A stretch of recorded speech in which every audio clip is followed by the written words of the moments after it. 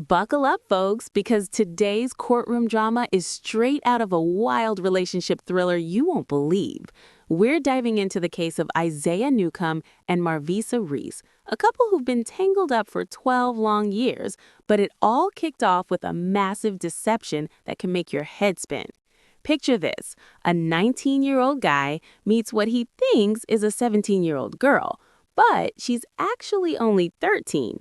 Yep, she lied about her age to seem older and more mature. Fast forward through years of ups and downs, and now they're in divorce court, not because they're legally hitched. Turns out this show handles long-term partnerships too, treating them like common law messes. But because their bond has crumbled under lies, financial fights, and emotional chaos. Isaiah claims the whole relationship was built on that initial fib, and now Marvisa treats him like one of her kids. Everything's hers, from the house to the bills, and he feels emasculated and unappreciated. On the flip side, Marvisa says he's lazy, doesn't pull his weight financially or around the house, and even after his infidelity, he hasn't made up for it with gifts or effort. Tease alert, we'll uncover bizarre side hustles, like a candy house operation run from their home. Think late-night sales of snacks, condoms, and more, ghetto or genius. Road rage meltdowns, and a cycle of him moving out but sneaking back in without paying up. The judge is going to drop some truth bombs on appreciation, boundaries, and reality checks. Is this age lie the root of all evil, or just the tip of the iceberg in a toxic dynamic? Who do you think started the downward spiral? Stick around as we break down the hypocrisy, the emotional stakes, and whether this pair can ever untangle, or if it's time to cut ties for good. This is going to be intense, dramatic, and full of those "oh no, she didn't" moments that keep you glued to the screen. This morning I heard a great case. Did you know 80% of all men say they have dated a woman 5 years younger than they are? This is true of the man in my courtroom today. Only he didn't know about the age difference. Whoa, talk about a bombshell opener from the judge. That stat about 80% of men dating younger women sets the stage. But the twist here is the massive age deception that kickstarted everything. Legally speaking, while they're not formally married, shows like Divorce Court often handle long-term cohabitating couples under common law principles or just as breakup mediations, focusing on shared assets and responsibilities without a full divorce decree. But emotionally, this lie about her age, claiming 17 when she was 13, raises huge red flags on consent and maturity. At 19, he thought he was with someone close in age, but she was a kid playing grown-up. This isn't just a fib, it could have legal implications if pursued, like statutory concerns retroactively, though statutes of limitations likely apply now after 12 years. The drama ramps up because that foundational lie echoes through their complaints. Trust eroded from day one. Viewers, have you ever discovered a partner's big secret years in? Does it poison everything, or can you rebuild?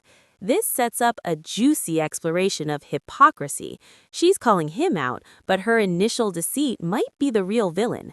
Hang on, because as we meet the couple, the pettiness and power struggles are about to explode. I have here today Isaiah Newcomb and Marvisa Reece. The two of you have been together for 12 years. You do not, however, want to be together anymore. Mr. Newcomb, I'm going to start with you. You say the entire relationship started off with a lie. Tell me what that lie was. Okay, the lie was she lied about her age when I first met her.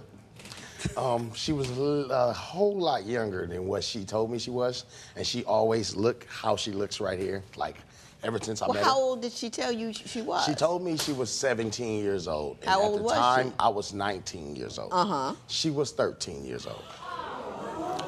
Yeah. Oh man, the age reveal just dropped like a mic. She was 13, pretending to be 17, and he was 19, clueless? This is classic teen impulsivity meets long-term consequences. From a legal angle, this borders on serious territory. At 13, she couldn't legally consent in most states, but since he believed she was 17, and laws vary with some Romeo and Juliet exceptions for close ages, it might not have led to charges back then. Now, 12 years later, it's water under the bridge legally, but emotionally, It's a trust nuked from the start. Isaiah's face says it all. He feels duped, and that betrayal fuels his view of the whole relationship as fraudulent. Marvisa admits it casually, blaming it on being young and fast with friends. Hypocrisy alert. She's demanding financial responsibility from him now, but her lies set a shady tone. Audience, would you forgive an age lie like this, or is it an instant deal breaker? Think about the power imbalance it created. He's older but feels controlled.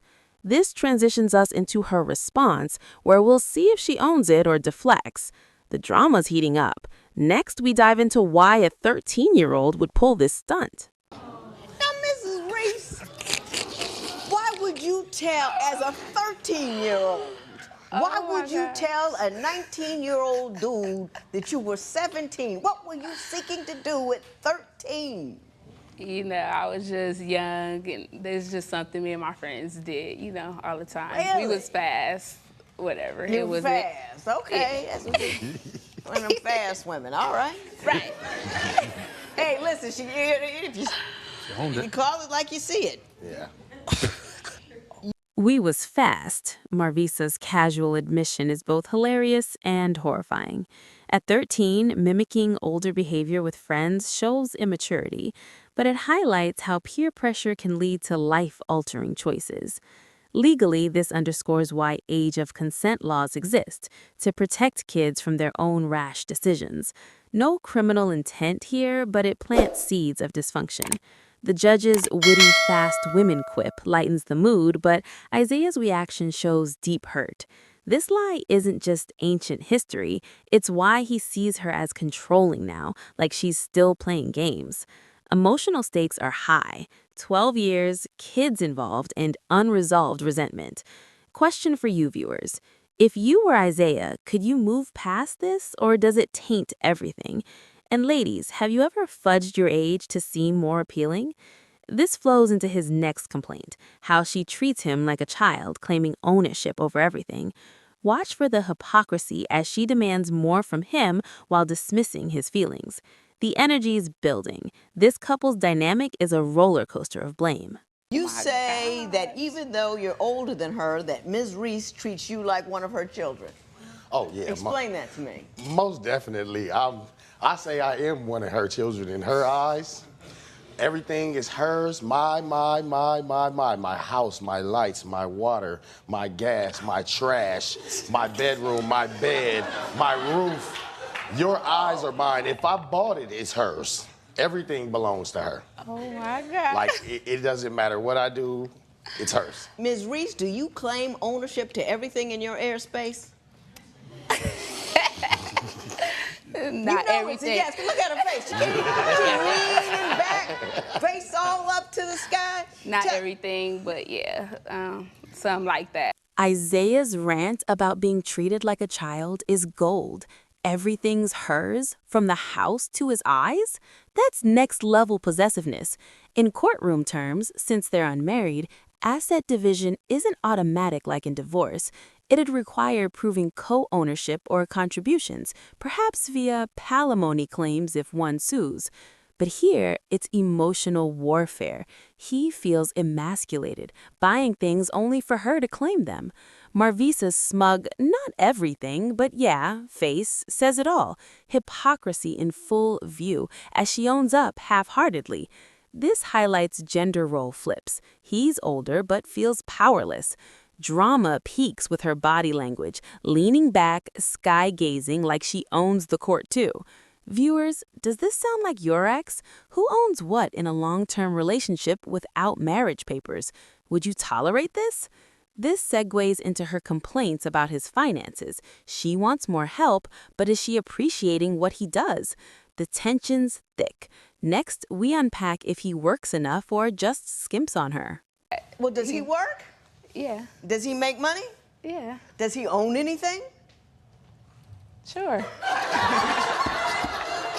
Are you sure? Yeah, sure. What is your greatest complaint with Mr. Newcomb? My greatest complaint is that I feel he should help out more financially and physically in the household, or just period. So he's a cook, right? Sure, yeah. Sure, yeah. Yeah, he get paid. He's getting, but not quite enough for your liking. Yeah, he get paid regular, like bi-weekly. Yeah, he get paid. He gets paid, but you think he ought to make more money? Not even that. He just need to spend more of it on me, I guess. So you think he makes enough money, he just doesn't spend enough of it on you? And yeah, the household and all that. The household, what kind of things do you need him to contribute to that he's failed to do? Everything, like rent, bills, tissue, soap, everything. Anything that can be contributed to, he need to, yeah. Do you pay most of the bills? Yeah.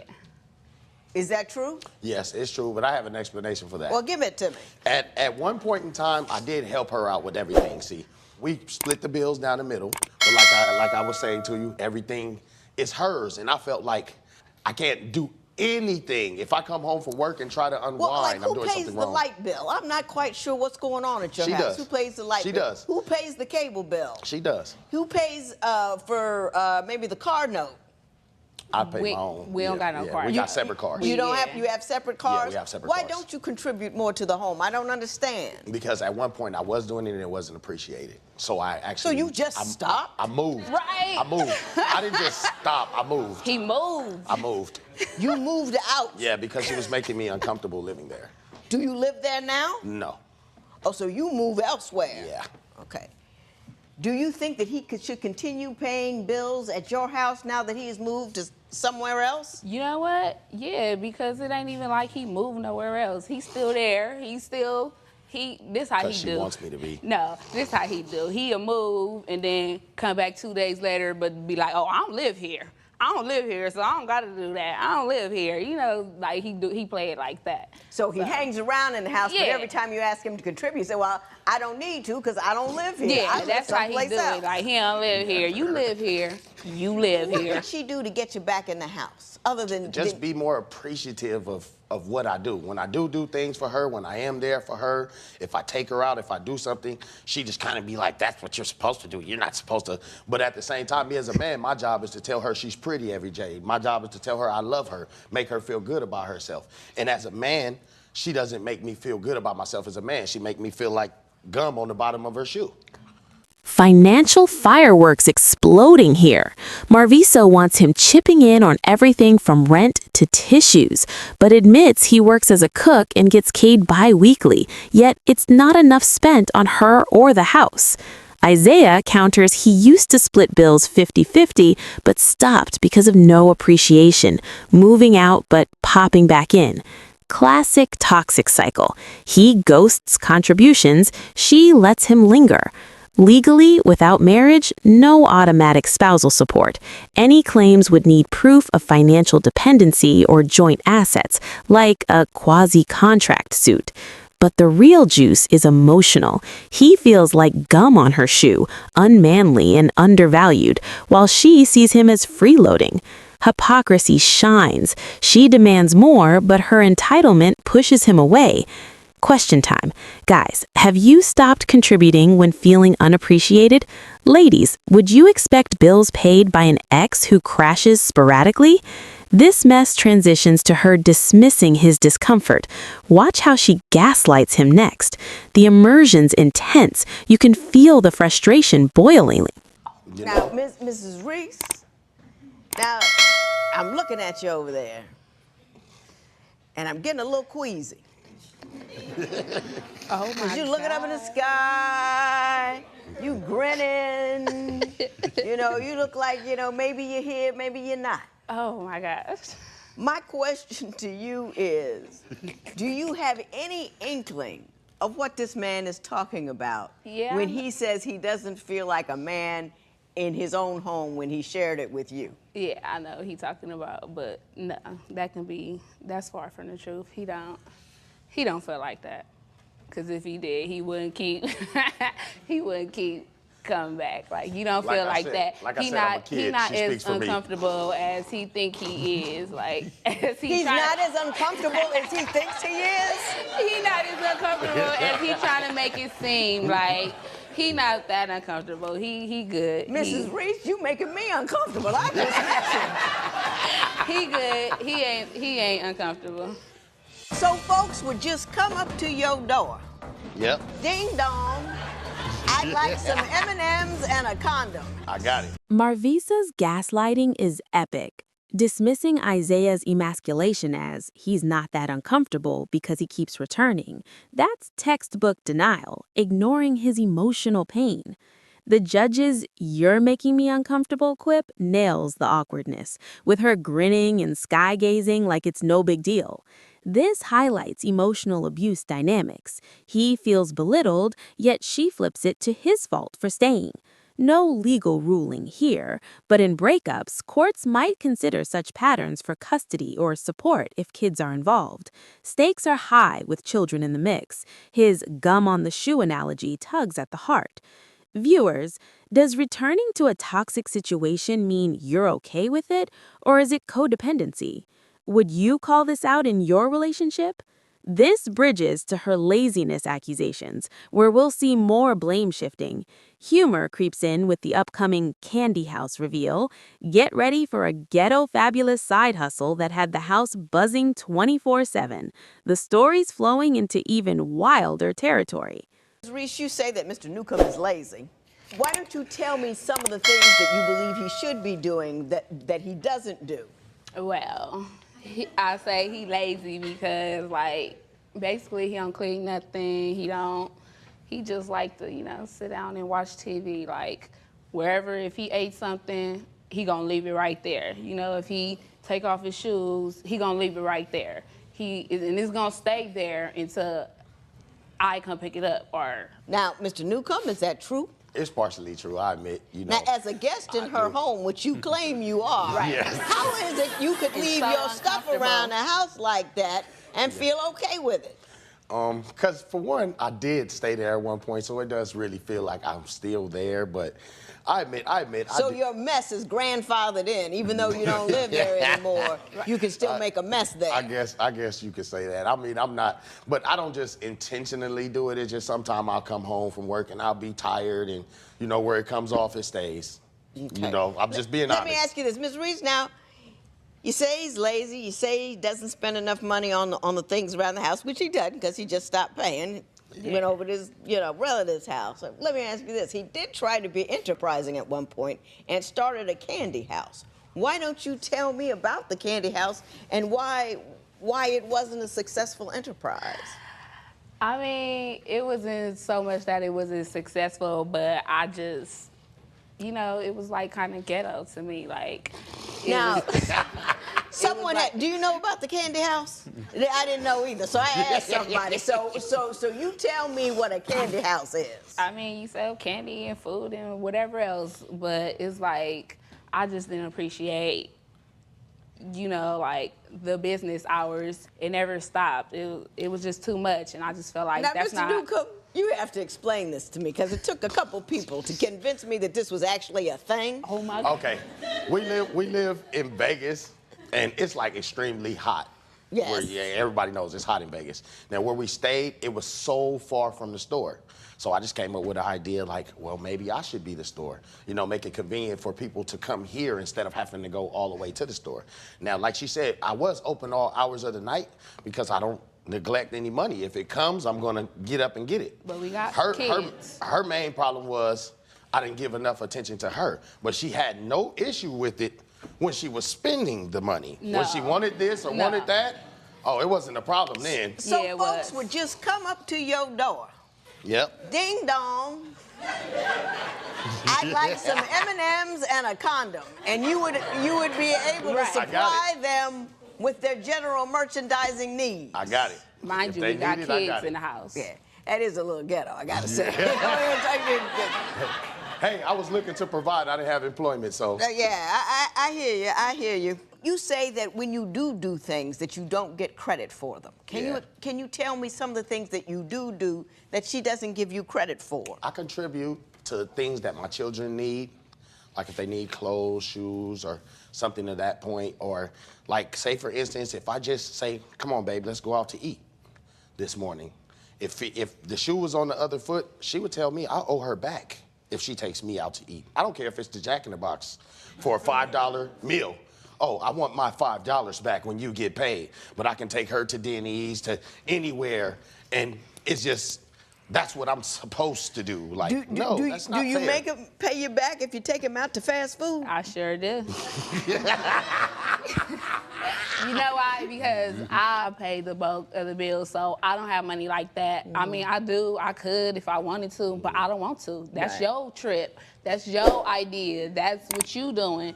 So, yeah, I need all my money back. I Ms. am so Reece, serious. what do you do for a living? I do security. You work security? Yeah. What do you keep secure? Oh, God.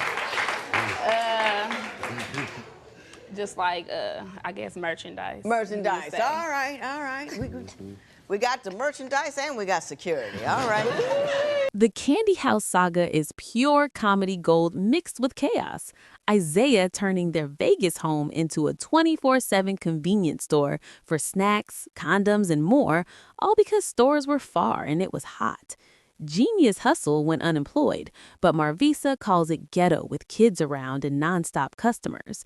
Legally, running an unlicensed home business could violate zoning laws or sales tax rules, but it's small scale, likely under the radar.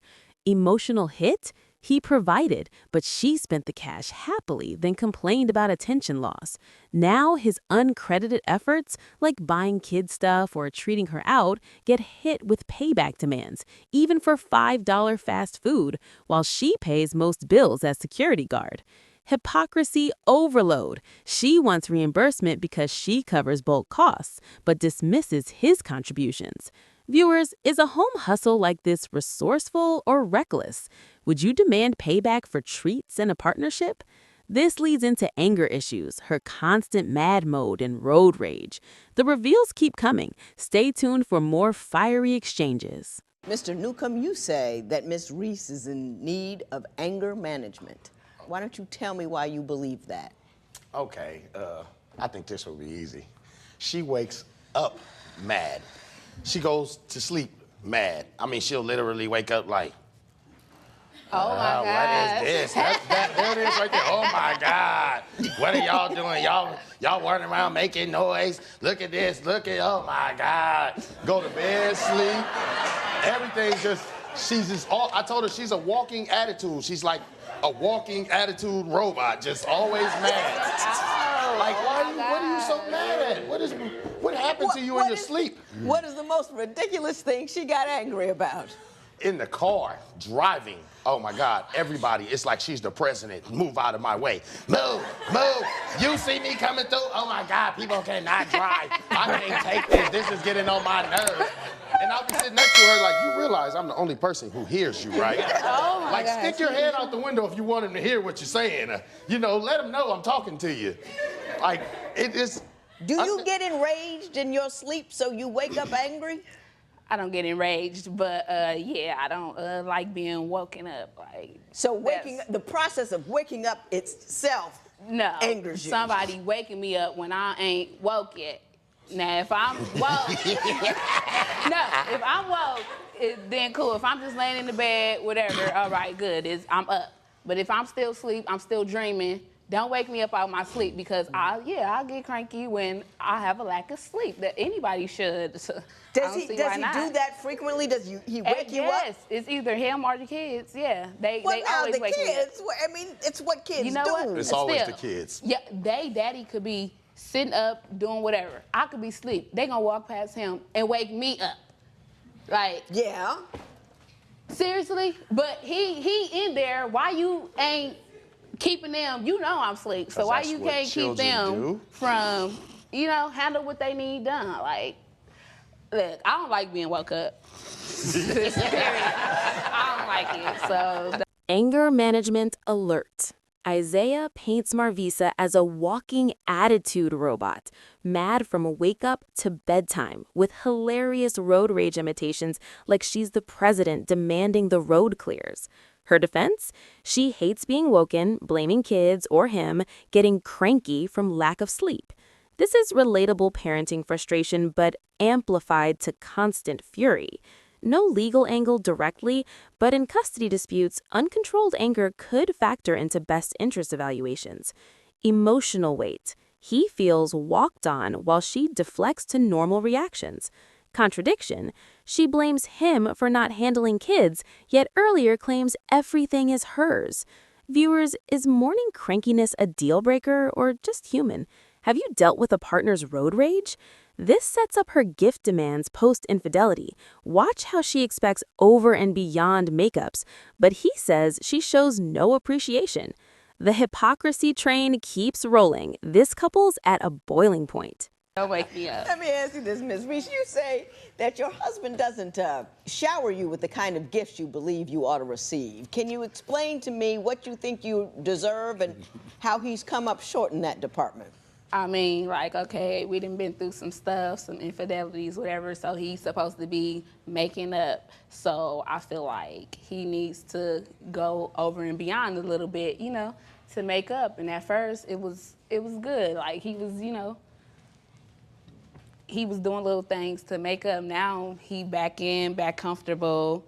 It's just like, I don't have to do that no more, you know, like, he almost act like I owe him something. What, like, did he buy you that ring there? That's a pretty ring. Nah, no. You didn't buy that? No. You bought that? Yeah. Were you buying her jewelry to make up for the fact that you were tipping out on her? I bought her a couple items, and were you tipping? you can ask her now. No, where we are bought they? it before that. No, I bought it before the situation. I actually Is the situation resolved? Yes. Kind of, yes. but not It's- really. Oh, It's no, that resolved. was a slow no. I'm not being. It's I'm not, resolved I in don't his cheat head, at all. not in my head. I don't cheat at all. I don't do anything at all. The situation was actually 3 years ago. She Two. just still holds it against me at this point right now. Mm-hmm. Like it was a lot. Like you said, it was a lot of things that I was doing to resolve the situation. But like I said, she showed no appreciation for it. She acted as if it wasn't working. So I stopped. He did it for 2 weeks, and then he got a job, and then he like, oh, okay, he back comfortable again. You only did it for 2 weeks. Like, that's not, he act like it was all good. I No. got you. Infidelity bomb dropped. Marvisa demands over and beyond gifts to make up for his cheating 3 years ago, but says he only tried for 2 weeks before slacking.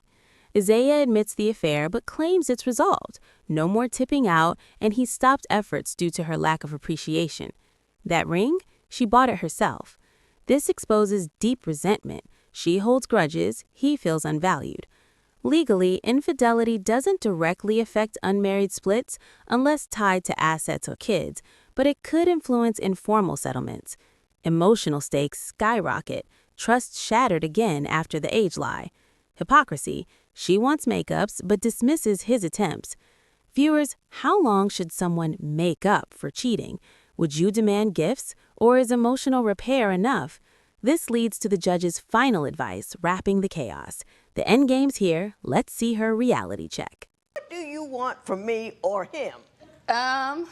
Basically to tell him he wrong.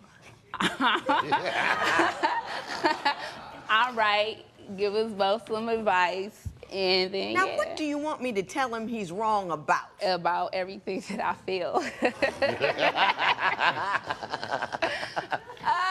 Oh my God. Seriously though. Seriously though. Mr. Newcomb, Yes. if you were to make a rational statement to me about what you wanted from me, what would it be? To bring her up to speed with reality, because she's kind of living in a world of her own. She believes that things should go her way, or you can take the highway. And I'm a man, I shouldn't have feelings, I shouldn't have a heart. I shouldn't be sad about anything. If I'm being sad, you're being dramatic. I mean, I could go into a full-blown cry and she'd be like, look at you being dramatic. You're just being dramatic. Like, wow, you don't care? I understand that you want me to bring her into the realm of reality, and I'm good at what I do, but I'm not that good. Oh, wow. She's in her own world over No, there, I'm and not. you've got to decide whether you want to live in it or not. You know what I mean? You've got to decide. Do that with the thoughts of children in your mind. I think you're a good dude. I think you're odd, but you're a Oh, nice my lady. gosh. No, You're a little odd. Come on now. No, Come I'm on. not. Oh, you No, are. I'm not. Yeah, you are. No, I'm not. No. Oh, yeah, you are. There's nothing wrong with it. There's nothing wrong with it. It works for you. Oh, my God. But let me say this, Ms. Reece. If I were you, I wouldn't let him in no more if he won't pay any bills. Oh, my God. You know what I'm saying? That's my 10 cents worth. You can't complain about a guy not contributing if you keep letting him in the door and doing as he pleases. Nobody would be dropping no drawers nowhere near where I lived if they weren't helping me pay bills. You understand what I'm saying? So you can't complain about a problem that you contribute to. You with me? Yeah, I do. Yeah. Show up. Your kids need you. I have They no love problem you. with it. I have no problem with helping. We don't know what's going to happen with her. Yeah. On any given day. Do the right thing, you do the right thing. This matter is adjourned. Guys, she just spanked me. Thank you so much. Judge's ruling hits hard. No formal divorce decree since they're unmarried, but solid advice. Isaiah, decide if you want her odd world, prioritizing kids. Marvisa, stop letting him in without contributions. You're enabling the problem.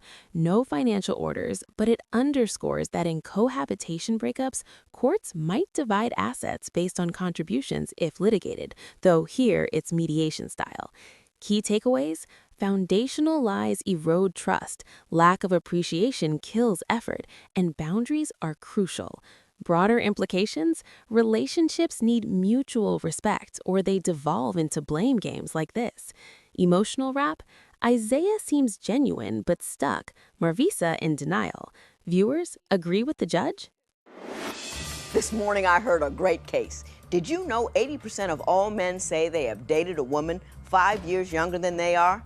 This is true of the man in my courtroom today.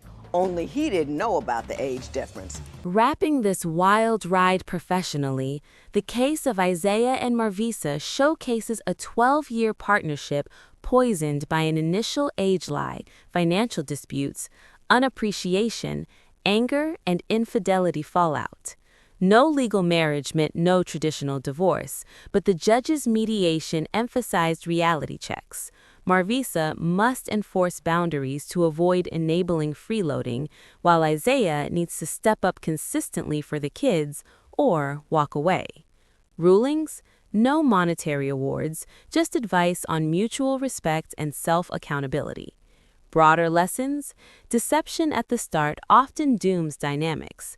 Communication and appreciation are key to avoiding courtroom drama. This highlights how unmarried couples face messy splits without clear legal protections, urging prenups or agreements. If you found this case as shocking as we did, make sure to hit that like button, share your thoughts in the comments, and don't forget to subscribe for more jaw-dropping courtroom breakdowns.